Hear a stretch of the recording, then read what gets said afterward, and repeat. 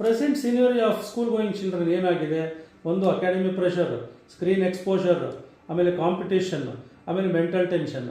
ನಾವೇನು ನೋಡ್ತಾ ಇದ್ದೀವಿ ತಂದೆ ತಾಯಿಗಳು, we are only looking for their marks ಮತ್ತು ಅಚೀವ್ಮೆಂಟ್ ನೋಡ್ತಾ ಇದ್ದೀವಿ. We are not looking their physical, mental, emotional strength. ಅದಕ್ಕೆ ಟೈಮ್ ಟೆಸ್ಟೆಡ್ ಪ್ರಾಕ್ಟೀಸ್ ಏನಪ್ಪ ಅಂದರೆ ಯೋಗ. ಆಮೇಲೆ ಯೋಗ ಯಾಕೆ ಬೇಕು, ಸ್ಪೋರ್ಟ್ಸಲ್ಲಿ ಹಾಕ್ಬೋದು ಅಂತೀರಾ. Yoga is not just a physical exercise. ಈಗ ಮಗು ಚೆನ್ನಾಗಿ ಬ್ರೀತಿಂಗ್ ಮಾಡೋವಂಥದ್ದನ್ನು ಚೆನ್ನಾಗಿ ಕಲಿತ್ರೆ ಮೆಂಟಲ್ ಕ್ಲಾರಿಟಿ ಚೆನ್ನಾಗಿ ಬರುತ್ತೆ. It improves the flexibility and enhances the muscular strength and immunity.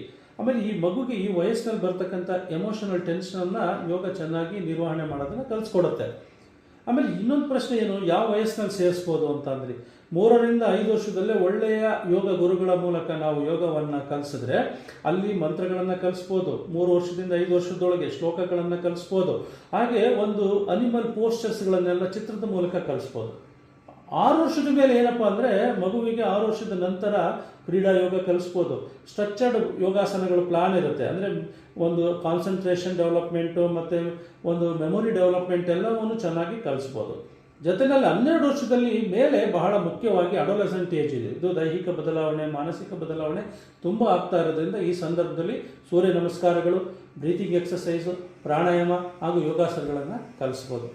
ಏನು ಬಹಳ ಬೆನಿಫಿಟ್ ಅಂತ ಅಂದರೆ ಇದರಲ್ಲಿ ಮಗುವಿಗೆ ಒಂದು ಸ್ಕೂಲ್ನಲ್ಲಿ ಡಿಸಿಪ್ಲಿನ್ ಬರುತ್ತೆ. ಆಮೇಲೆ ಅಟೆನ್ಷನ್ ಸ್ಪ್ಯಾನ್ ಇನ್ಕ್ರೀಸ್ ಆಗ್ತಾ ಹೋಗುತ್ತೆ.